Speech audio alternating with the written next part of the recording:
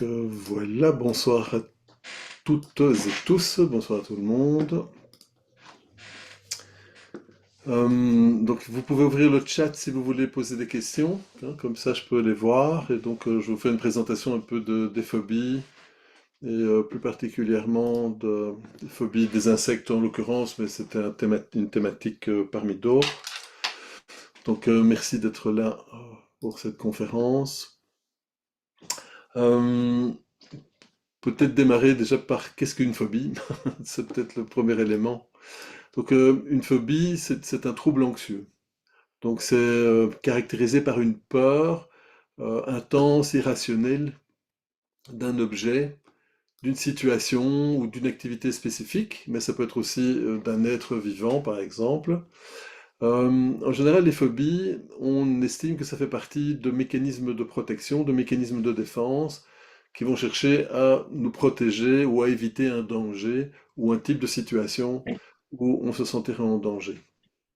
Donc, les personnes qui souffrent de phobie ressentent une sorte d'anxiété extrême lorsqu'elles sont confrontées à leur objet de peur, hein, et même si celui-ci ne présente pas de réel danger. D'accord? Donc, ça veut dire que ça peut être complètement irrationnel. Voilà, et donc c'est très compliqué à gérer au niveau de l'esprit, hein. Donc merci Safa et bonsoir à toi aussi.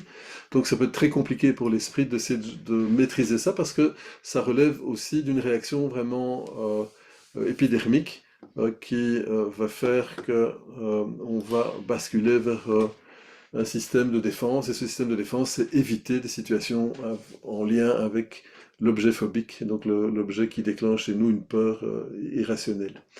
Donc ça veut dire que les phobies peuvent interférer de manière significative avec la vie quotidienne de la personne et limiter ses activités ou même déclencher, modifier des comportements pour éviter justement des situations où il serait confronté à l'objet phobique. Par exemple, la phobie des ascenseurs, la personne doit prendre des escaliers, s'il n'y a pas d'escalier, il ne rentrera pas dans le bâtiment ou évitera de monter, ou il va chercher à trouver des excuses pour ne pas prendre l'ascenseur, par exemple, etc. Donc il existe différents types de phobies, y compris les phobies spécifiques, comme la peur des araignées, des hauteurs ou des espaces clos. Alors il y a une particularité, c'est que lorsqu'une phobie touche un animal, donc quelque chose qui est vivant, il faudra tenir compte de tous les aspects de la phobie, c'est-à-dire de cet animal vivant, ici par exemple l'insecte, puisque c'est de cela dont on voulait parler, mais l'insecte dans toutes ses postures, dans toutes ses positions. Donc ça veut dire qu'il soit à l'arrêt, qu'il soit en train de bouger, qu'il descende de son fil, qu'il soit sur une toile, donc qui fasse du bruit, etc. Tous les éléments qui vont caractériser la vie de cet animal, en l'occurrence ici l'insecte, vont être des actions, comment dire, pardon, vont être des axes sur lesquels il faudra travailler, il faudra aller les vérifier, parce que c'est pas uniquement quand il est à l'arrêt ou en mouvement, ça peut être tous les cas de figure qui se présentent, qui peuvent déclencher une réponse de survie et donc déclencher la peur de l'objet phobique en l'occurrence. Donc voilà, donc il y a donc des phobies particulières, spécifiques, il y a des phobies sociales, hein, comme la peur des situations sociales ou de l'humiliation en public, etc. L'agoraphobie, peur de situations où l'évasion pourrait être difficile ou embarrassante. Par exemple, je me rappelle d'un patient qui avait une phobie des tunnels, une phobie des car-wash, parce que s'il était dans sa voiture dans le car-wash et qu'il ne pouvait pas sortir, c'était insupportable. Et par exemple, quand on a fait un travail sur cette phobie particulière, eh bien, il restait très calme quand il était accompagné, c'était qu'il était seul dans la voiture. Donc j'ai fait l'expérience avec lui plusieurs fois. Et à un moment donné, j'ai eu l'idée d'appuyer sur son épaule quand il était dans la voiture, dans le carwash lui-même. Et là, ça a déclenché un stress instantané. En gros, il avait vécu un accident de voiture dont il n'avait plus le souvenir. Et l'accident de voiture est remonté quand j'ai pressé sur son épaule, parce que c'est exactement ce qui s'est passé. Il avait senti une pression contre son épaule parce que la voiture avait été enfoncée et donc il s'est senti bloqué, coincé dans son véhicule, ce qui avait déclenché donc une phobie de la voiture dans des situations où il ne pouvait pas sortir aisément du véhicule, puisque il y avait une peur de mourir évidemment derrière tout ça, et la peur d'être coincé. Donc parfois, on doit rechercher les racines, on va dire, événementielles qui peuvent être à l'origine de l'impression d'une phobie, en sachant que parfois on n'a pas accès à l'origine, parce que ça peut aussi être des transmissions transgénérationnelles. Si on a un ancêtre qui a échappé à une situation particulière, il peut avoir transmis des phobies à ses descendants, parce que ces phobies ont pour vocation d'éviter des situations dangereuses ou d'essayer de nous protéger de situations dangereuses. Et donc, on sait maintenant par l'épigénétique, la transmission à travers les gènes de mémoire transgénérationnelle, que certains de nos gènes peuvent répondre plus vite à un certain type de stress, de façon à mieux nous préparer à survivre à ce type de stress et à ce type de situation et d'événements. Donc ce n'est pas négatif nécessairement, mais c'est évidemment en surréaction à la réalité. Donc une phobie peut déclencher une crise de panique aiguë parce qu'on ne maîtrise plus, c'est vraiment le corps qui prend les commandes et qui dit que nous sommes en danger et qui va chercher à fuir l'objet phobique. Et donc fuir, ça veut dire vraiment sans courir. Et parfois sans réfléchir, évidemment. J'ai déjà vu des patients qui venaient me voir parce qu'ils pouvaient traverser une route pleine de voitures et de camions, simplement parce qu'ils avaient vu une guêpe, par exemple, ils étaient pris d'une peur complètement ingérable, et ils s'en couraient. Hein, c'est vraiment fight, flight, freeze. Fight, je combats, je lutte. Flight, je fuis. Et quand je peux ni attaquer ni fuir, hein, freeze, je me fige. Donc ça veut dire que ces phobies peuvent être euh, déclenchées par des expériences traumatisantes passées, des facteurs génétiques ou épigénétiques en l'occurrence, des déséquilibres chimiques, hein, biochimiques, dans le cerveau ou des schémas de pensée négatifs. Donc parfois, si simplement mon système endocrinien ne fonctionne pas correctement, ça pourrait déclencher des peurs irrationnelles qui vont déclencher évidemment des réactions. On peut penser par exemple à la phase des peurs nocturnes du bébé, hein, dans le développement de l'enfant, qui ne sont pas contrôlées parce qu'il y a le noir et donc on ne maîtrise pas l'environnement et ça peut provoquer donc des peurs intenses. Donc le traitement des phobies peut inclure aussi par exemple la thérapie cognitivo-comportementale, hein, qui va travailler par exposition par exemple, mais on peut le travailler en hypnose, on peut le travailler en tapping avec stimulation de points d'acupression, comme en EFT clinique, en RIMAP par exemple, ou d'autres approches qui vont travailler beaucoup sur la gestion du stress, notamment toutes les approches psychocorporelles ou qu'on appelle aussi les approches somatocognitives, dont font partie justement la psychologie énergétique, le tapping, les points RIMAP, le shaking, etc.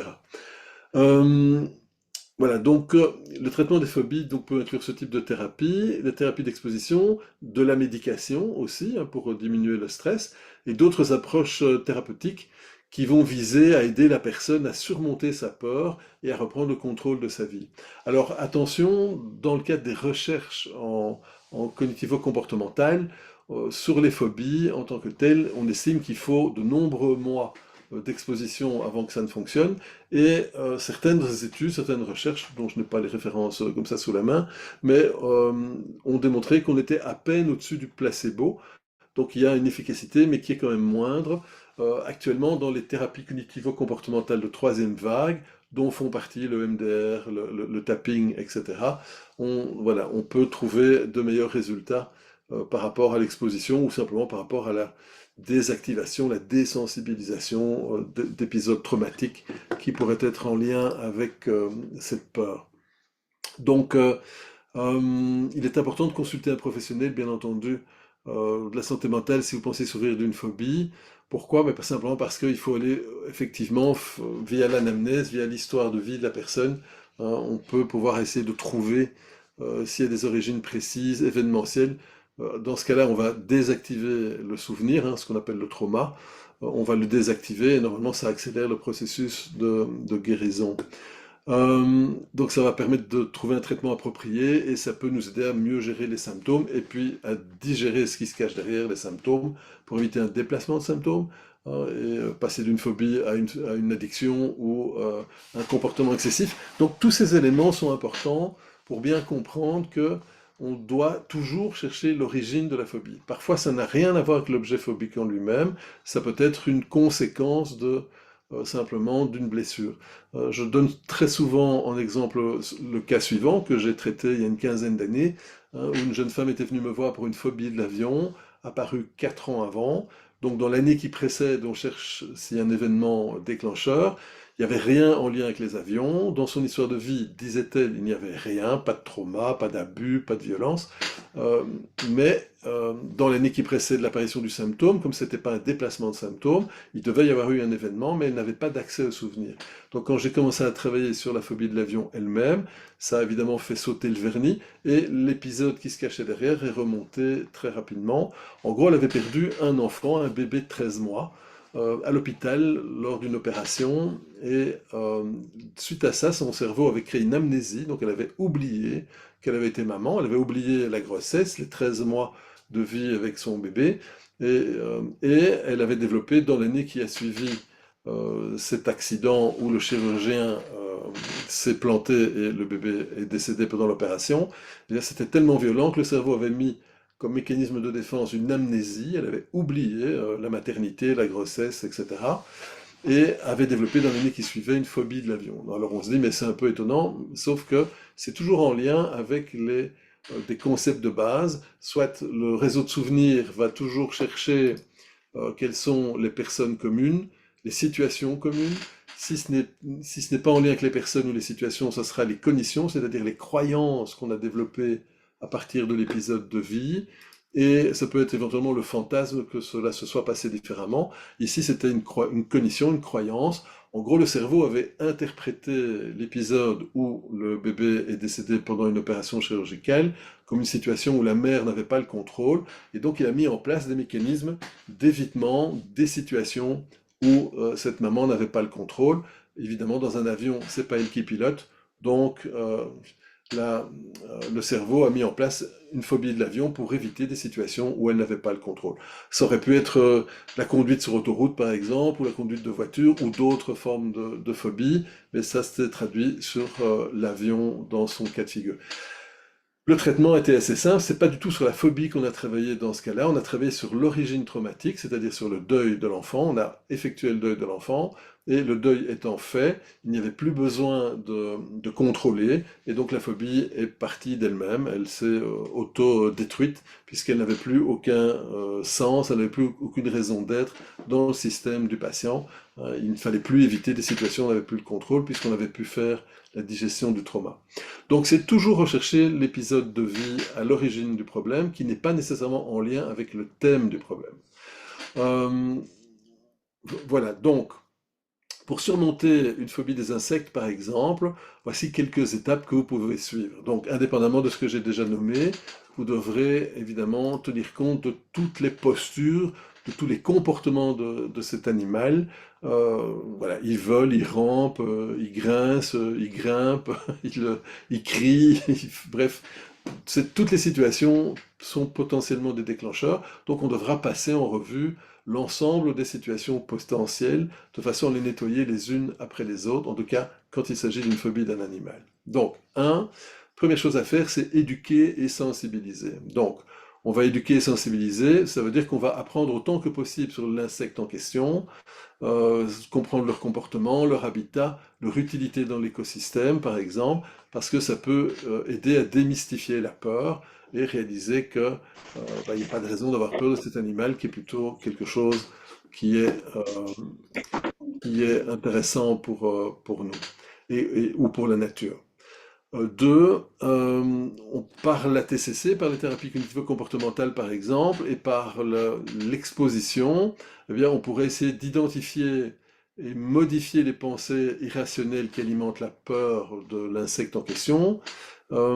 Pourquoi? Simplement parce que on va, en exposant progressivement, en nous exposant progressivement à cette peur dans un environnement contrôlé, on va pouvoir habituer le système à un certain type de stress pour pouvoir justement le désactiver.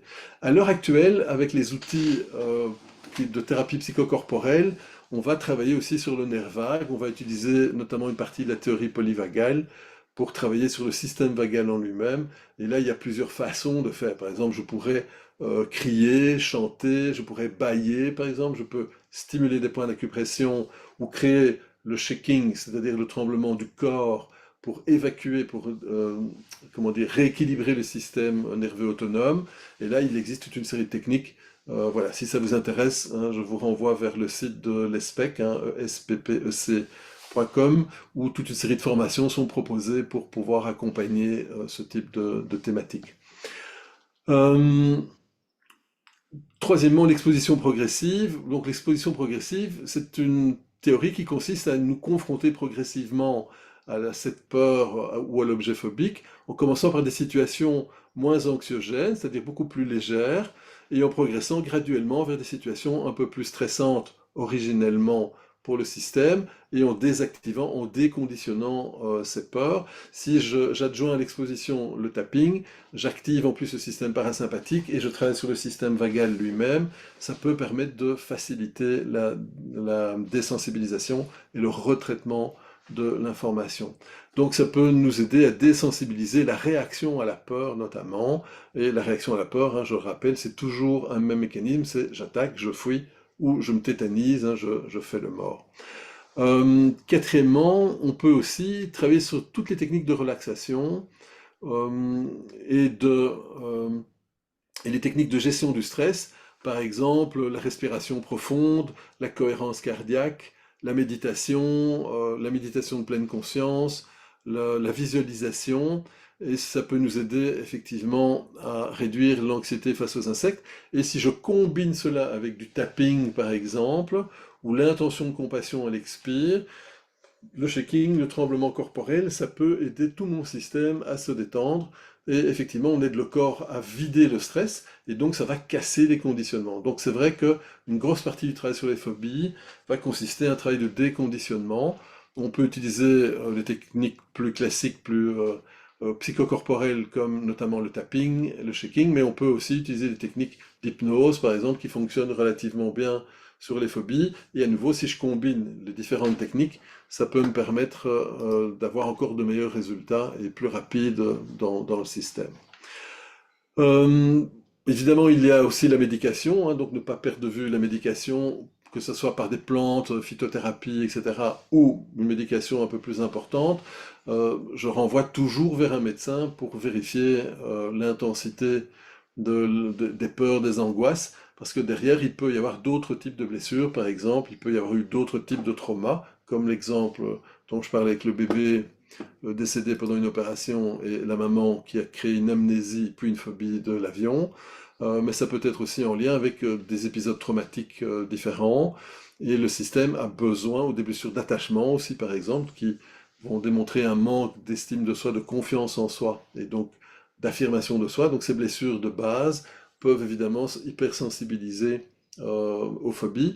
Par exemple aussi, certains réflexes archaïques de sécurité, hein, s'ils ne sont pas intégrés, vont eux-mêmes aussi provoquer une plus grande sensibilité au sens, et donc on va surréagir à un environnement qui va être considéré comme dangereux par le système. Donc dans les réflexes archaïques, par exemple, je rappelle, il y a le réflexe de Moro, il y a le réflexe de paralysie par la peur, il y a le réflexe de protection, qui sont des réflexes de base de sécurité. La protection, par exemple, juste pour donner celui-là, on va repérer des personnes qui ont les épaules rentrées, qui ont une démarche un peu raide, des genoux assez verrouillés. C'est en général le signe que la personne est en protection. Et donc, ça veut dire que si ce réflexe n'est pas intégré, il rend la personne plus sensible à l'environnement, au stress, et plus difficile la régulation du stress.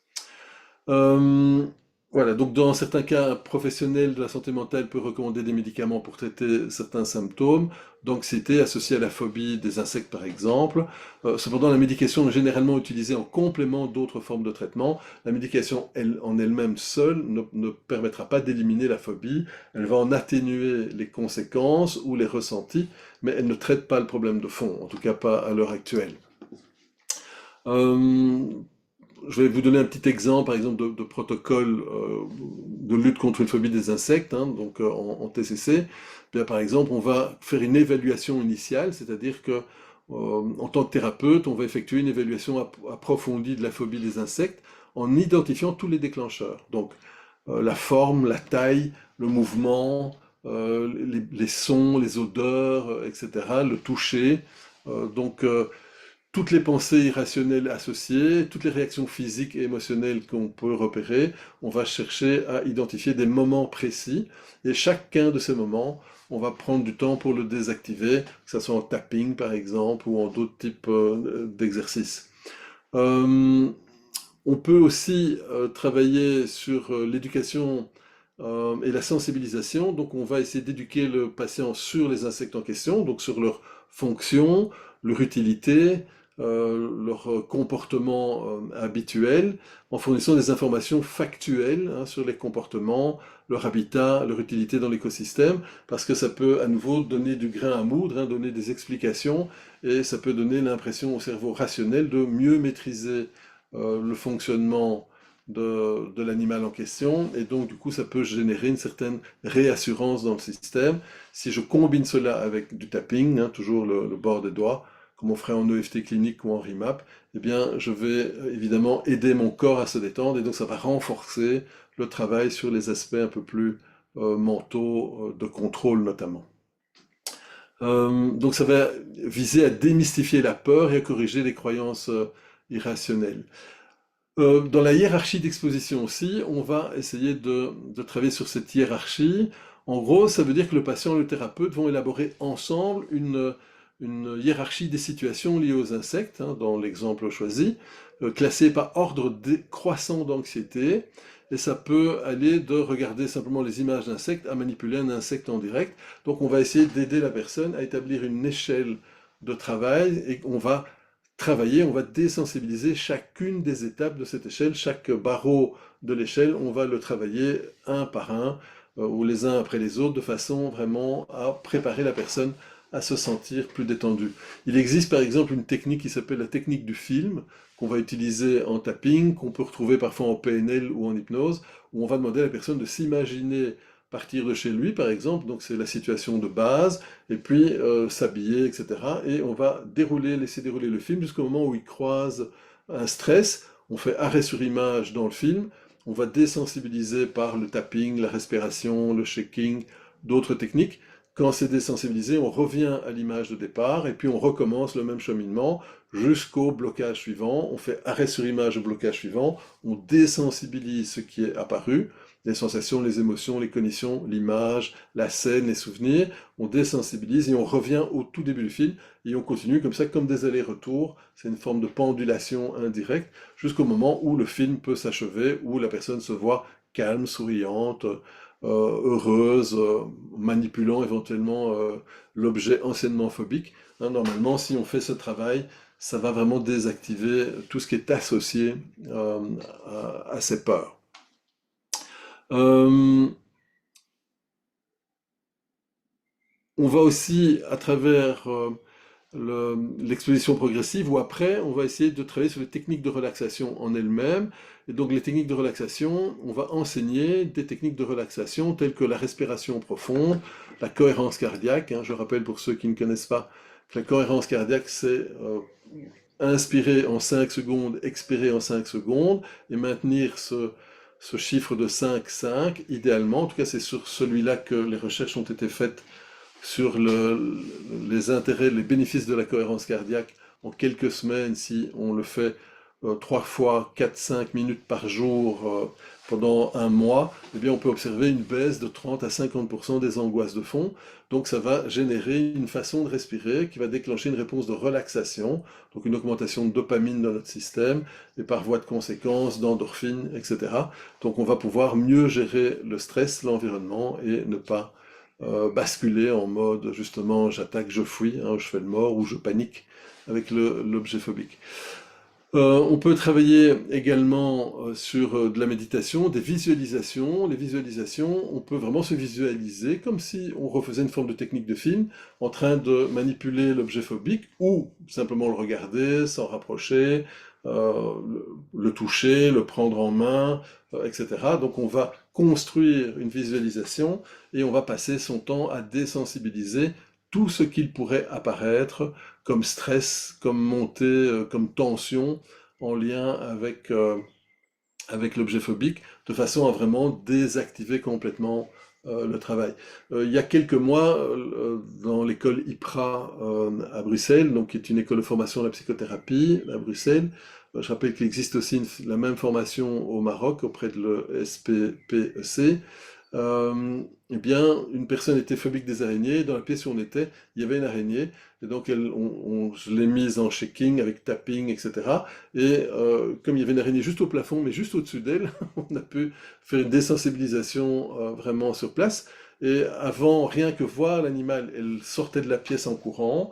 Le fait d'avoir préparé le terrain par des autobercements qui travaillent sur un réflexe de paralysie, puis le shaking qui travaille sur le système vagal en direct, la personne a pu ouvrir les yeux, observer cette araignée qui était au plafond et se désensibiliser complètement de cet animal. Après, je lui ai demandé de visualiser l'animal qui descendait de sa toile, qui descendait du fil, qui bougeait, qui sautait, etc. Les plus petites, les plus grosses, les plus poilues, les moins velues, enfin bref, toutes les tailles que vous pouvez imaginer, de façon à désactiver toutes les représentations que son cerveau avait pu se faire de cet animal phobique. Et effectivement, voilà, la désensibilisation avait été faite, ce qui fait que le lendemain, quand elle est venue au cours, elle n'a même pas pensé à regarder si elle était encore là, alors que précédemment, elle regardait systématiquement dans tous les coins, plafonds, les murs, hein, s'il y avait un petit cadeau de cet ordre-là. Euh, on va donc renforcer également le positif. Renforcer le positif, ça veut dire qu'on va encourager, féliciter le patient pour ses progrès. On va le remercier, on va l'inviter à remercier dans son système à lui ce qu'on appelle les parts en ego states, hein, donc dans les états du moi.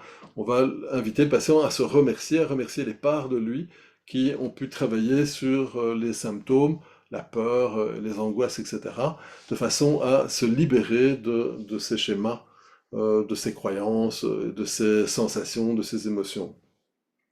Donc, en faisant cela, eh bien, on va renforcer les comportements adaptatifs et la résilience face à la peur des insectes va pouvoir évidemment être renforcée elle-même et la désensibilisation va continuer à œuvrer jusqu'au moment où il n'y a plus la moindre sensibilité à l'objet anciennement phobique.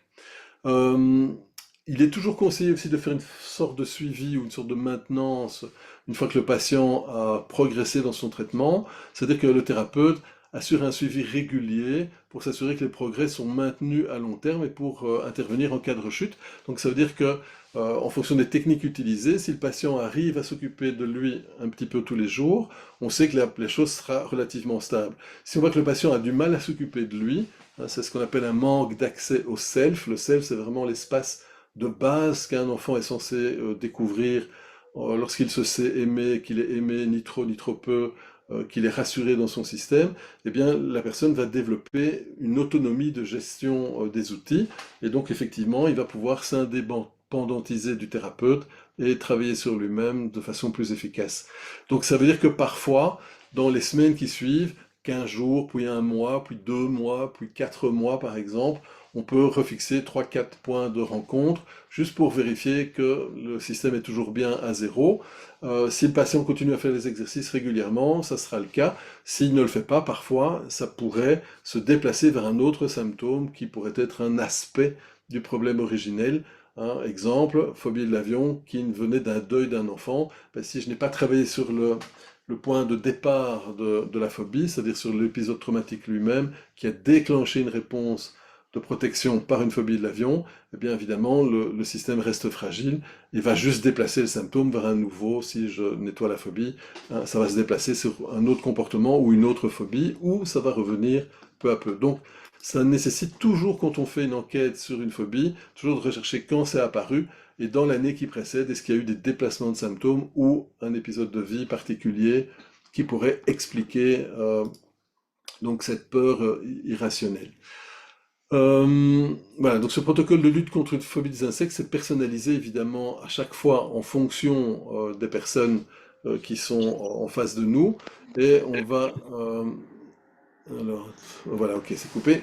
Donc voilà, et donc on va chercher à aider le patient à nettoyer chacun des aspects, chaque palette, entre guillemets, toute la palette des émotions, des peurs, des situations qui pourraient déclencher la peur. Donc la phobie, c'est donc ce qu'on appelle un deuxième niveau de dissociation. Le premier étant la souffrance portée par la blessure, déclenchée par la blessure. Donc c'est angoisse, anxiété, peur, tristesse principalement. Et deuxième niveau de dissociation, c'est ce qu'on appelle les pompiers en ego state. Donc c'est TOC, rumination mentale, addiction, phobie, comportement excessif. Donc on va toujours vérifier si la phobie est en lien avec d'autres épisodes de vie ou si vraiment il est en lien avec l'objet phobique lui-même. Très souvent, vous verrez que ce n'est pas nécessairement le cas. Derrière l'objet phobique se cachent d'autres angoisses qui se sont traduites par une phobie de l'objet en question, mais qui n'a parfois rien à voir avec l'objet en question. La femme dont je vous parlais tout à l'heure avait une phobie de l'avion alors qu'elle n'a jamais rien connu de difficile dans cet avion. Hein, c'était le deuil d'un enfant, la perte d'un enfant, qui a déclenché la croyance que de ne pas avoir le contrôle, c'est dangereux, et qui du coup a déclenché une phobie de l'avion pour éviter les situations où elle n'avait pas le contrôle. Quand on a effectué le deuil de l'enfant, ben, la phobie de l'avion est partie toute seule et elle a pu reprendre l'avion en se sentant tout à fait à l'aise. Voilà, les choses étaient digérées, entre guillemets, et régulées. Voilà pour le type de technique. Dans les techniques de tapping, par exemple, on va déclencher une réponse de tapping. Je rappelle que pour les formations, je vous renvoie au site SPEC, hein, ESPPEC. Bien, on peut par exemple tapoter à partir du point karaté, comme en EFT. Hein. EFT, c'est Emotional Freedom Techniques, au pluriel, c'est QUES.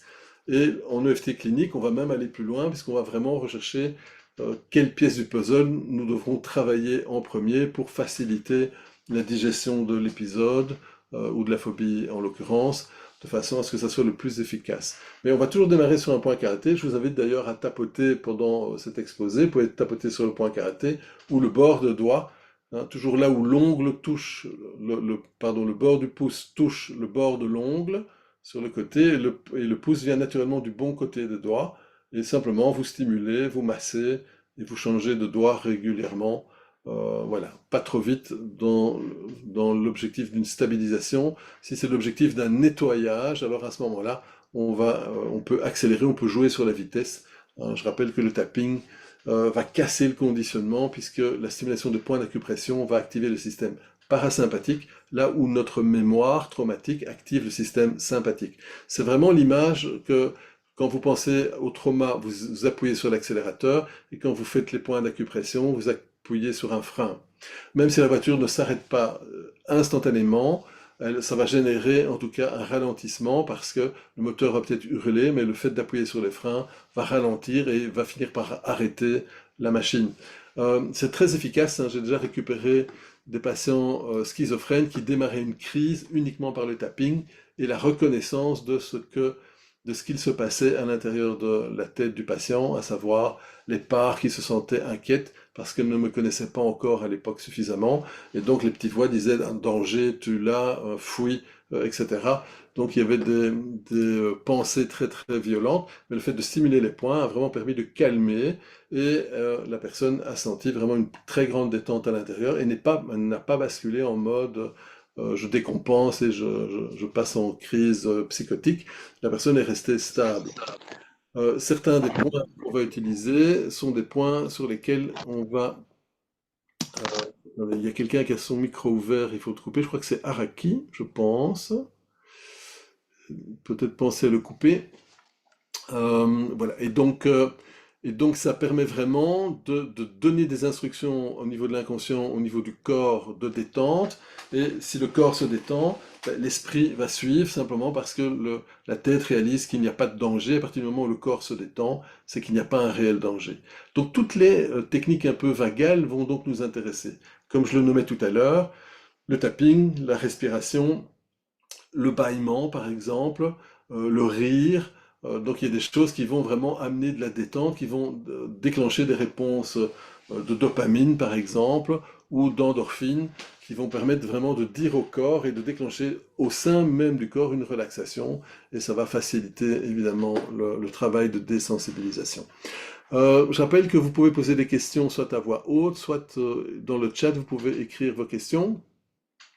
Voilà, donc ça veut dire qu'au niveau des phobies, ce qu'il faut bien comprendre, c'est repérer à quel moment ça a apparu, Que s'est-il passé dans l'année qui a précédé? Est-ce qu'il y a eu un déplacement de symptômes ou un épisode de vie plus compliqué? Dans les déplacements de symptômes, ça peut être d'autres TOC, d'autres ruminations mentales, d'autres phobies, d'autres comportements excessifs ou d'autres formes d'addiction qui pourraient avoir soulagé le système temporairement avant que de redéclencher évidemment un stress quelconque. Donc voilà pour le système, et quand on simule les points d'acupression, eh bien c'est une des voies, comme la respiration compassionnelle, comme le technique de shaking, qui peut permettre justement d'éviter tout ça. Alors je vais essayer de vous montrer juste un petit extrait de shaking pour ceux qui ne connaissent pas. Attendez, il faut que j'aille chercher le lien. C'est pas ça. Voilà. Voilà.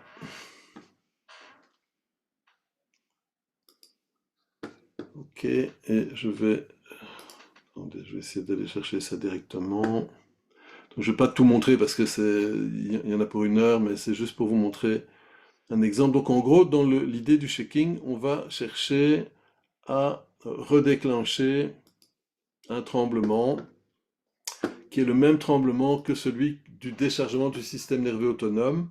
Donc je vais partager l'écran un tout petit peu. Comme ça, vous pourrez le voir. Voilà, c'est ici. Partager. Voilà, je vais le mettre en grand. Comme ça, vous l'aurez un peu plus grand.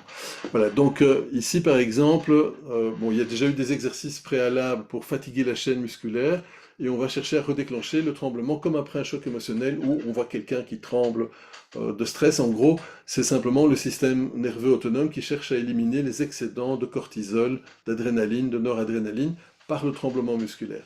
Ici, on va un petit peu tricher avec le corps parce qu'on va aider le corps à déclencher un tremblement musculaire par la fatigue musculaire. Donc on fait toute une série d'exercices, un peu de gym, et puis on met la personne au sol. L'un contre l'autre, Voilà, plante des pieds, et on l'invite. Voilà.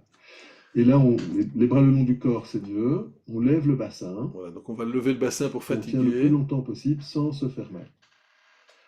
Là, on va chercher la fatigue musculaire. Ça veut dire que parfois, je vais passer déjà des audios que j'ai utilisés des MP3 sur la thématique que je veux travailler, hein, blessure d'abandon par exemple. Déjà, Ici, par exemple, on peut mettre la personne en tremblement et inviter à penser à l'objet phobique en démarrant par une image et puis en allant un peu plus en crescendo en fonction de l'histoire de la personne. pendant les exercices de fatigue, pour voir déjà comment la personne réagit et pour occuper un peu les parties mentales. Je pourrais déjà aussi inviter les parts mentales à se mettre en cohérence cardiaque avec l'intention de compassion à l'expire pour occuper à nouveau les parties mentales. Donc l'intérêt, c'est que en faisant comme ça, par exemple, on va occuper les parties analytiques qui cherchent à comprendre, à tout contrôler. On les occupe, mais d'un autre côté, on provoque une décharge du système nerveux autonome et on travaille sur le système vagal en direct. Et donc ça permet évidemment de dissoudre complètement toutes les tensions, tout le stress qui est en lien et qui est déjà enregistré dans le corps, en branchant sur le réseau de souvenirs de type phobique, par exemple. On fait 5 secondes d'inspire, 5 secondes d'expire, et poser cette intention, je rappelle c'est une intention, c'est pas une action, hein, d'envoyer de la compassion au système. Hein. On voit déjà ici, ça tremble bien. Donc là, on tient le plus longtemps possible sans faire mal. Après, on posera les fessiers au sol, on maintient bien l'ouverture entre les genoux pour continuer à fatiguer la chaîne musculaire. Et ici, hein, si vous observez, on voit que ça commence à trembler de fatigue, hein, donc ce qui est normal. Surtout habituer le muscle à cette ouverture-là, il y a cette tension-là, parce que le but, c'est que comme il sera de plus en plus fatigué, il va continuer à trembler, et à un moment donné, quand on va inviter à refermer un peu plus les genoux, éventuellement on remettra les pieds à plat l'un contre l'autre toujours, le fait de changer l'angle de tension fait que le mouvement de tremblement va augmenter instantanément. D'accord? Et c'est ce qu'on cherche. Plus c'est spontané, mieux c'est. Voilà, donc là ici, vous voyez, hein, donc le corps commence bien à trembler. Super, Angélique. Si tu sens que tu es chaud boulette, tu peux déposer les fessiers au Je vais aller un sol. peu plus loin. Angélique, de préparer la phase suivante. Est-ce qu'il y a un morceau de musique ou un groupe que tu adores, un truc qui te donnerait vraiment envie de danser Je pense que j'ai le titre en tête, mais pas l'artiste. Ok, bon, on va juste laisser faire ça. Je vais aller un petit peu plus loin. Je voudrais juste vous montrer un peu vers la fin ce qui se passe. Donc, bon, ça c'est trop loin. Voilà. J'ai fait de mon mieux, ça ne m'appartient pas, donc, etc. Tu vois, des affirmations positives idéalement. On peut utiliser ce morceau de musique.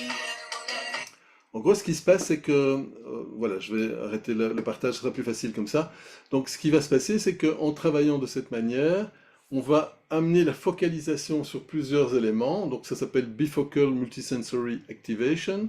Donc, ça fait partie des TCC troisième vague.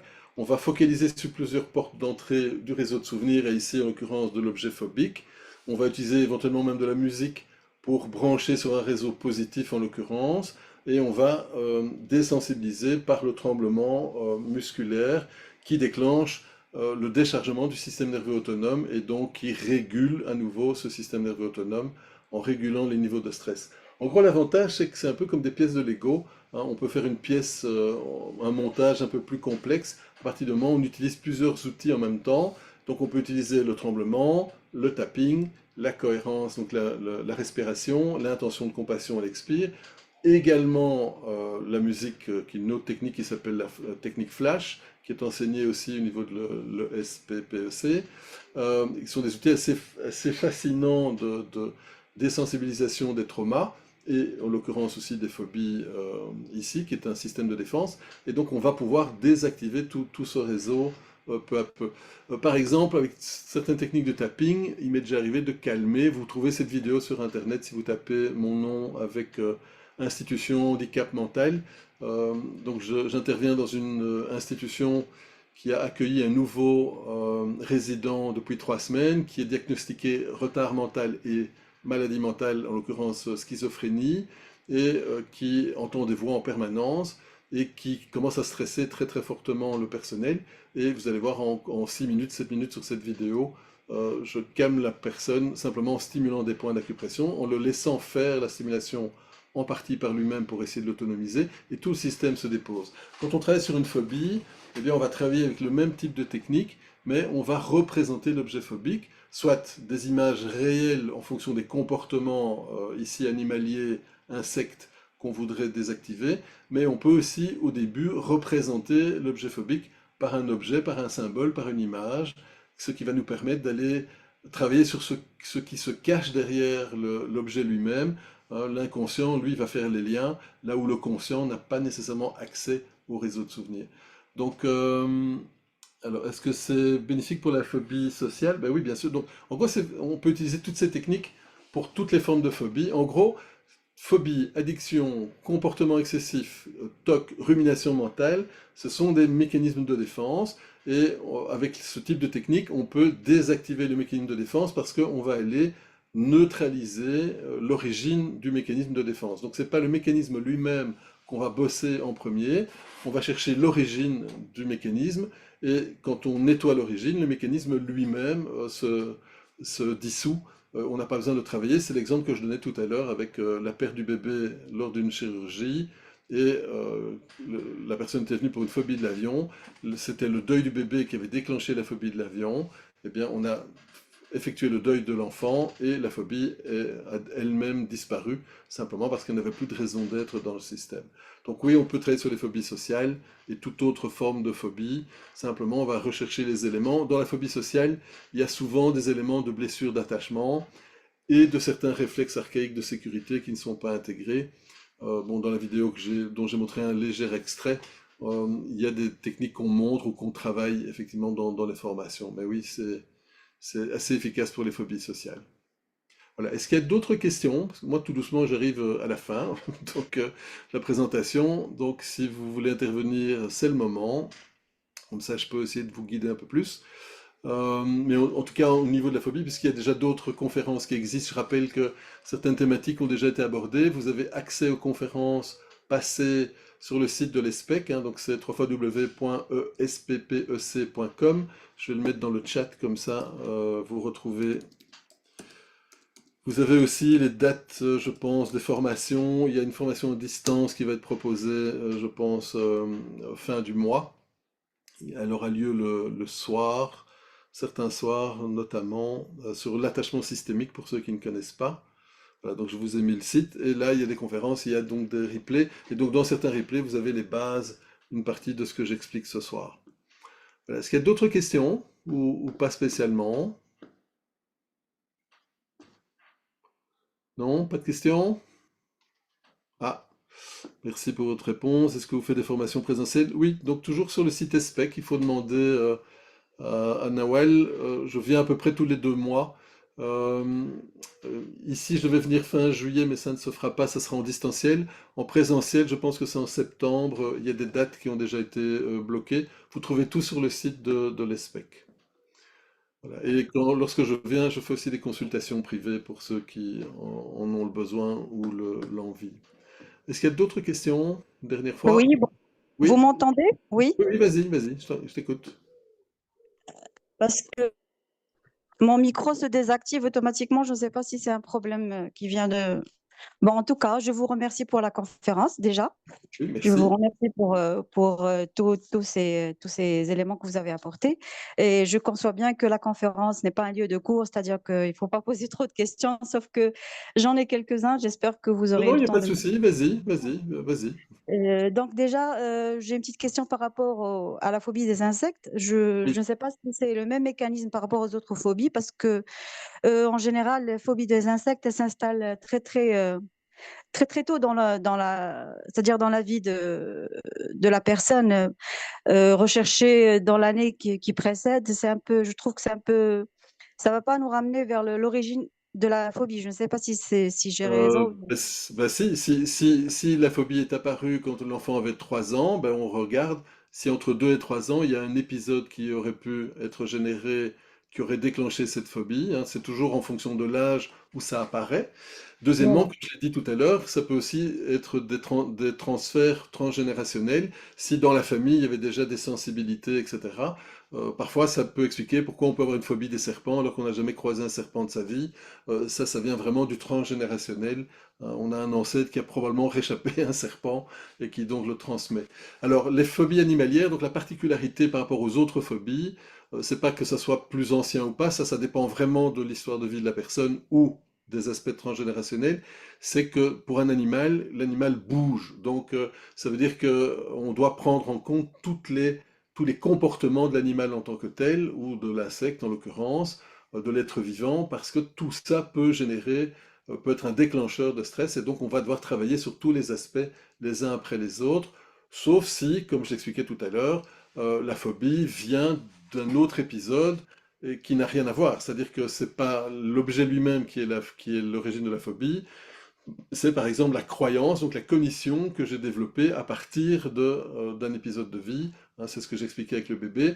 La perte du bébé a déclenché la croyance que quand je n'ai pas le contrôle, c'est un danger. Et du coup, au lieu du deuil de l'enfant, c'est une phobie de l'avion qui est apparue dans l'année qui a suivi pour éviter les situations où je n'ai pas le contrôle. D'accord? Donc, on a D'accord. Justement, concernant cette dame, je me suis posé la question, est-ce que c'était juste par rapport à l'avion ou par rapport à tous les moyens de transport qu'elle ne non, pouvait pas conduire elle-même? non, c'était l'avion, c'était juste l'avion. Ça aurait pu Parce se que là, traduire, ça aurait prendre, prendre aussi le bus, elle n'aurait pas le contrôle du bus non plus. Donc la phobie ne s'est pas focalisée sur tous les objets qui peuvent déclencher la croyance. Ça peut être un seul objet, en l'occurrence ici c'était l'avion. D'accord, d'accord. Donc, et pour vous, selon vous, quelle est la meilleure méthode par rapport justement à la phobie des insectes?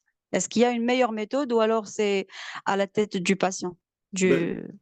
alors, toutes les techniques, donc si on fait de l'exposition pure, personnellement je suis pas un grand fanat parce que ça prend beaucoup de temps et les résultats ne sont pas toujours assez efficaces. On peut Justement, essayer, d'autant plus que c'est irrationnel, c'est-à-dire que le j'aimerais, fait de s'il l'exposer, vous c'est... plaît, j'aimerais au moins terminer mes phrases, ce serait gentil. Donc, parce que sinon, je ne peux pas vous expliquer. Donc, donc, donc, par exemple, J'apporte plus. des techniques comme l'hypnose sont des techniques qui peuvent être intéressantes en application pour essayer de se couper d'une phobie, mais ça ne va pas nécessairement résoudre l'origine du point phobique. Donc, on peut déplacer l'histoire, on peut transformer l'histoire, mais parfois, si l'histoire n'est pas l'objet phobique lui-même, mais d'autres traumas, eh bien, on n'a pas résolu le problème, on va juste déplacer le symptôme. Le symptôme va se reproduire, mais différemment. Donc, ça va devenir peut-être une autre phobie, une autre forme d'addiction, TOC, rumination mentale, comportement excessif, hein, ce sont des vases communicants. Donc il faut bien comprendre que il faut faire la différence entre une phobie en lien avec un objet précis qui est en lien avec une histoire réelle qui s'est produite avec l'objet phobique ou transgénérationnelle, et une phobie qui s'est déclenchée en réponse à une autre forme de trauma, et donc qui s'est traduite par une cognition, une croyance, et donc cette croyance s'est transformée après en une phobie, X, Y ou Z, mais qui n'a rien à voir avec l'objet de la phobie lui-même. La personne à la base n'avait pas peur de l'avion, cette phobie est apparue parce que c'était une peur de ne pas avoir le contrôle. D'accord? Oui.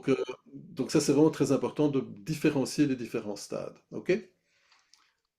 Oui, oui, j'ai Oui? parfaitement compris votre exposition. Non, non, j'ai parfaitement Bon. compris. OK, Ma question est par rapport à ce que vous avez parlé. Justement, pour ce qui est du travail de la personne, du fait de faire des exercices et tout ça, je le conçois par rapport aux autres phobies, mais par rapport à la phobie des insectes, justement, c'est irrationnel et c'est quelque chose qui ne contrôle pas.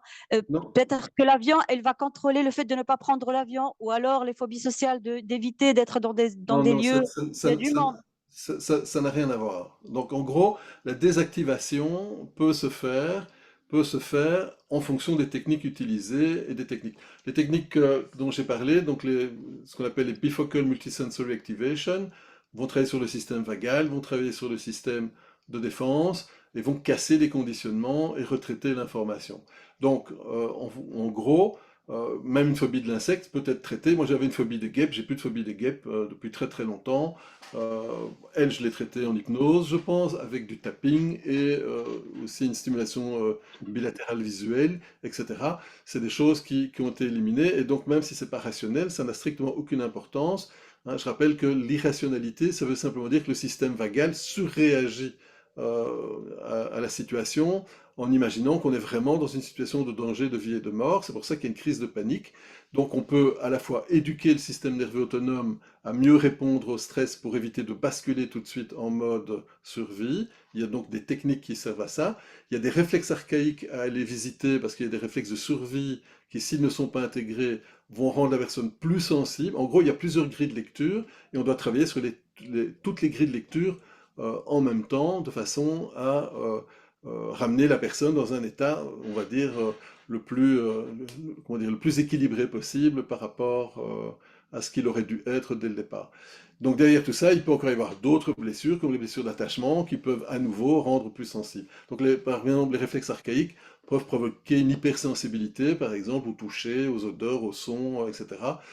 Et plein d'autres choses. Par exemple, si vous avez simplement les épaules rentrées, c'est un réflexe archaïque de protection. Si vous observez ça chez votre patient, ben vous savez qu'il faut travailler sur ce réflexe. Si vous ne le faites pas, la personne restera sensible au stress toute sa vie.